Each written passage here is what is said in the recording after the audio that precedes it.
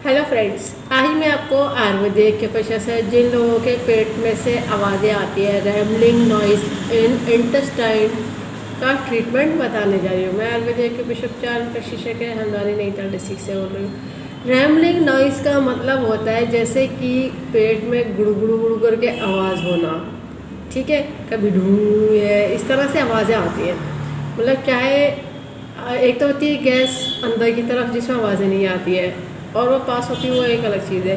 मगर जब एक अंदर इतनी तेज़ आवाज़ आती है कि वो गैस की घूम रही है, क्या प्रॉब्लम है या उस ऑर्गन के फंक्शन में डिस्टर्बेंस आ रही है, उस तरह की जो तेज़ तेज़ साउंड आती है ना, कुछ लोगों को पता नहीं चलता कि पेट में इस तरह से आवाज़ आने लगती है। अब ये रीज़न क्या हो सकता है? इंटेस्टाइन में अगर हो रही है तो इंटेस्टाइन में हो रही है तो इसका मतलब ये हो सकता है कि आपकी या तो इंटेस्टाइन की वॉल में कोई प्रॉब्लम आई है, या ऐसा हो सकता है कि कभी उसकी जो वॉल डैमेज हुई होगी, या ऐसा हो सकता है कि कभी कॉन्स्टिपेशन ज़्यादा रहा होगा तो उसकी वजह से उसकी वॉल में इफेक्ट आया होगा, या ऐसा हुआ होगा कॉन्स्टिपेशन लंबे टाइम तक रहा होगा तो वो फूल गई होगी, या फिर ऐसा हो सकता है कि गैस इतनी ज़्यादा बनती है आपको कि गैस्ट्रिक मूवमेंट होने लगता है, गैस्ट्रोइंटेस्टाइनल बोलते हैं उसे। अब एसिडिटी अगर ज़्यादा होगी तब भी इस तरह से आवाज़ें आएंगी, क्योंकि एसिडिटी अगर ऊपर हो जाएगी तो एक अलग बात है। जब एसिडिटी गैस के फॉर्म में नीचे की तरफ आने लगेगी तो इंटेस्टाइन की तरफ को बढ़ेगी तो वो पेट में से आवाज़ें करने लगेगी। अब ऐसा होता है कभी कभी तो दर्द होता है, कभी कभी दर्द नहीं होता, बिना दर्द के भी ऐसी गुड़गुड़ होने लगती है। अब गुड़गुड़ जब होने लगती है तो लोगों को समझ नहीं आता है, पब्लिकली अगर बैठे किसी के साथ बैठे तब होने लग गई तो अचानक से लोगों को शर्म आ जाती है, ऐसे क्या हो गया। अब लोगों को ध्यान नहीं दिया जाता है कि इतनी तेज़ आवाज़ आती है कि बाहर तक सुनाई पड़ती है लोगों को, ठीक है। दूसरे लोग भी सुन लेते हैं, इतनी तेज़ आवाज़ आती है।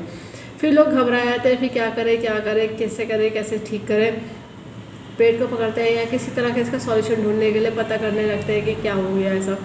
फिर कभी कभी लोग तो इग्नोर कर देते हैं, कभी ध्यान नहीं देते, कभी ऐसे होता है कोई ज़ीरा खा लिया, कभी ऐसा होता है कि कभी कोई इनो पी लिया, इस तरह से लोग सॉल्यूशन कर लेते हैं। या फिर ऐसा होता है कि डाइजिन खा ली।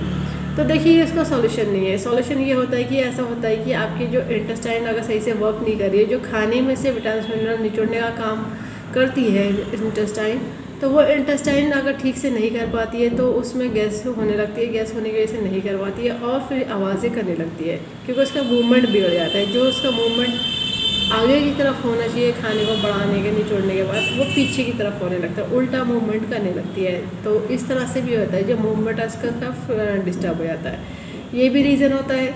और गैस्ट्रिक कितनी तेज़ है, हानियाँ बना दिया, हानियाँ की वजह से भी क्या होगा, अगर गैस है हानियाँ भी हो रही है तो आवाज़ें तेज़ आने लगेगी, ठीक है। क्योंकि हिचस हानियाँ के बारे में कोई लोगों को समझ नहीं आता ये होती क्या चीज़ है, अगर ये सब चीज़ें तो ठीक है। अब ये तो हो गई वजह। अब ये ध्यान रखिए कि लोगों का होता क्यों होता है, इसलिए है कि पानी कम पीते हैं, या फिर पानी पीते तो खाने के साथ पी लेते हैं, या पानी पीते तो गटक के पी जाते हैं। ये पानी का डिस्टर्बेंस होने की वजह से पेट में गैस बनने लगती है। अगर पानी का प्रॉपर तरीके से पिएंगे, टाइम के हिसाब से खाने के साथ नहीं पिया जाता है, वो ध्यान रखेंगे। और अगर जब एक गिलास पानी है तो उसको सिप बाय सिप पीना चाहिए, उसे गटकना नहीं चाहिए। गटकने से भी आपकी गैस्ट्रिक तेज़ी से पानी नीचे को उतरेगा पेट के अंदर अचानक से, और फिर वहाँ पे जाके गैस बना देगा। और जो धीरे धीरे पास होता है तो उसमें गैस नहीं जाती है, और मुंह ऊपर से ऐसे करके खोल के जैसे पीते हैं वो गलत बात है। गिलास से पीजिए, सिप बाय सिप पीजिए, ठीक है। जो ऊपर से पीते तो वो आपकी क्या होगा, गैस जाएगी। अब ये सब तो रीज़न हो गए, ये बात का ध्यान रखिएगा। या फिर पानी बिल्कुल नहीं पीते तब भी आपके साथ प्रॉब्लम होगी, क्योंकि पानी नहीं पीना भी गैस बनाएगा। और जो पानी का दिन भर में रिक्वायरमेंट है तो अगर बॉडी को आप नहीं देंगे तो बॉडी के सारे फंक्शन डिस्टर्ब होने लगते हैं, सारे ऑर्गन डिस्टर्ब होने लगते हैं, ब्लड का सर्कुलेशन भी डिस्टर्ब होने लगता है। तो ये सब चीज़ें होती है, ठीक है। अब खाना खाते टाइम ध्यान रखिएगा, बहुत तेज़ी से जल्दी जल्दी चबा करके नहीं खाना चाहिए, थोड़ा सा धीरे धीरे और उसे चबा के खाना चाहिए। धीरे धीरे मतलब होता है एक एक बाइट को अच्छे से चबाना चाहिए कि आपके सलाइवा उसके साथ मिक्स हो जाए, फिर आपके गैस नहीं बनेगी, वरना फिर आपके फिर से गैस बनेगी। गैस बनेगी तो फिर पेट में गुड़ आवाज़ आएगी कि बहुत तेज़ी से गटक गटक के खा गए, पता चला वहाँ पे जो गैस होगी उसने आवाज़ करना शुरू कर दी, वहाँ जाके एकदम से ब्लॉक हो गई कि जो पाइप में धीरे धीरे खिसकना चाहिए वो तेज़ी से खिसकते चला जा रहा है, नीचे की जो गैस है वो नीचे को जाके आवाज़ कर रही है। तो ये सब रीज़न हो गए, ठीक है। आप इनको लगाने के लिए जरूरत होगी डॉक्टर टेप की, पेपर टेप की, किसी मेडिकल या सर्जिकल की शॉप से ले लीजिएगा। हाफ इंची का टेप, स्किन फ्रेंडली टेप है, कोई और से टेप नहीं यूज़ करेगा, इस बात का ध्यान रखिएगा। जिन्होंने कोर्स करा है उन्हें ये पता है कि आयुर्वेदिक के पिछ में यूज़ होती है बियॉल वगैरह, जो एक तरह से वाइट होती है, एक तरह से येलो होती है। टोन सीडेड का काम करती है, प्लस माइनस एनर्जी होती है, नॉर्थ पोल साउथ पोल। ये बियॉल मैग्नेट ह्यूमन बॉडी के पीछे पॉइंट को स्टिमुलेट करने के लिए, बैलेंस करने के लिए बनाई गई है। इसमें पावर उतनी दी गई है जो ह्यूमन बॉडी के पीछे पॉइंट को स्टिमुलेट कर सके, बैलेंस कर सके। ऑनलाइन मिल जाती है, ठीक है। अगर आपके पास मैग्नेट नहीं है, जब तक आपने सॉल्यूशन जब तक आपने मंगाने के लिए ऑर्डर दे रखे, जब तक आप अरेंजमेंट कर रहे हैं, तो उसके लिए उसकी जगह पे सॉल्यूशन ये है कि हर घर में मिल जाता है मेथी दाना। मेथी दाना फेनेग्रीड सीड का आता है, ये वही दाना है जो खाए जाते हैं, तड़के में इस्तेमाल कर जाते हैं। इनका काम होता है पॉइंट को प्रेशराइज करना। फ़र्क इतना होगा कि आपको मेथी दाना डेली नया सीड्स लगाना होगा, और बियॉल मैग्नेट आपकी लाइफ टाइम रीयूजेबल होती है। गीला होने से कोई फ़र्क नहीं पड़ता। अब मेथी दाना गीला होने से ख़राब होने लगता है, तो गीला होने में तो कोई वो नहीं, बस बदलते रहिए। जैसे गीला हो के फूल जाए तो उसको हटा दीजिए, या फिर नया मेथी दाना लगा लीजिए। और वैसे भी मेथी दाने को डेली जब लगाएंगे तो नया ही मेथी दाना लगाएंगे, पुराना फेंक दीजिए। पॉइंट जो मैं बताने जा रही हूँ वो मैं TCM का बताने जा रही हूँ। जिन्होंने TCM पढ़ी वो लोग तो समझ जाएंगे, बाकी लोग लोकेशन देख करके पॉइंट लगा लीजिएगा।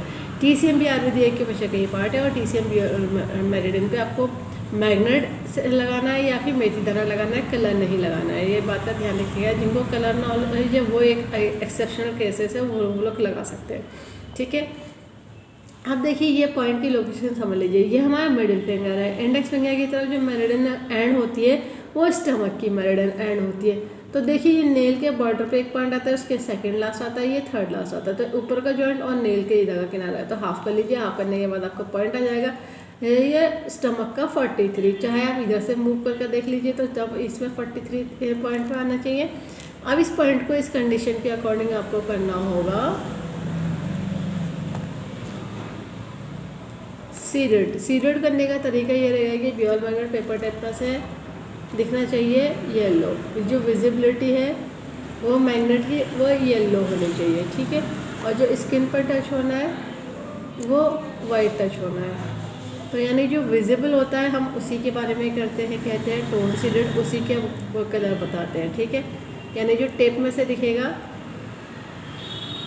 वो आपका येलो होना चाहिए। ये देखिए हमारा ये येलो दिख रहा है, ये देखिएगा ये येलो विजिबल हो रहा है। और इस हाथ में मैंने कलर नहीं लगाया है, मार्क नहीं करा है। इस हाथ में मैं आपको मेथी दाने से अप्लाई करके दिखा दे रही हूँ। तो ये ध्यान रखिएगा, अगर मेथी दाना लगा रहे हैं तो डेली नया लगेगा। और मेथी दाना जब पहली बार लगाया जाता है तो इस तरह से एक एक पॉइंट को 5 बार प्रेशराइज कर दीजिएगा। या तो दोनों हाथों में मेथी दाना लगा लीजिए या फिर बियॉल वगैरह लगा लीजिए, ठीक है।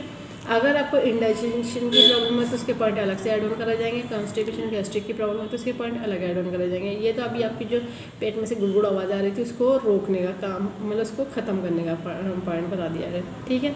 इस वीडियो को ज़्यादा से ज़्यादा शेयर करेगा, सब्सक्राइब करेगा, लाइक करेगा, ताकि लोगों को पता चल जाए आयुर्वेदिक के पीछे सभी तरह की डिजीज़ को ट्रीट कर देते हैं, क्योर कर देते हैं, कंट्रोल कर देते हैं, रूट कोज को ठीक कर देते हैं। फ्यूचर में दोबारा प्रॉब्लम नहीं आती। बस लाइफ स्टाइल को ठीक रखना होता है। बेल आइकन प्रेस करना ना भूलिएगा। जब भी मैं नया वीडियो अपलोड करूँगी तो आपको लेटेस्ट नोटिफिकेशन मिल जाएगा। और बेल आइकन में ऑल ऑप्शन सेलेक्ट कर लीजिएगा। अगर आप ऑल ऑप्शन नहीं सेलेक्ट करेंगे तो आपको नोटिफिकेशन नहीं मिलता है, ठीक है। इस बात का ध्यान रखिएगा। और इस वीडियो को एंड तक देखने के लिए thank you very much. See you next time.